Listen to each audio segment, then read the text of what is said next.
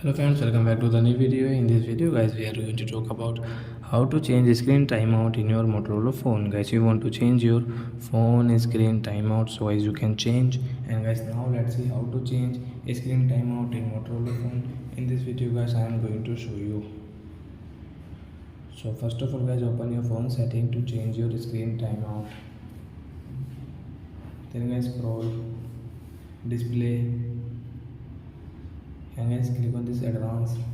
Guys, scroll so you can see your screen timeout. So guys, tap here so you can change your screen timeout from here. So by example guys, we will take this 15 seconds. So guys, now let's see. So you can see guys, after 50 seconds guys, your phone screen will off. You can see, wait and watch.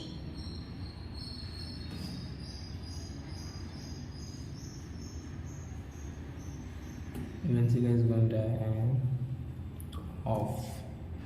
So you can change your screen timeout in your Motorola phone. So that's it guys, thanks for watching. Now we will go to the next video. Bye bye friends.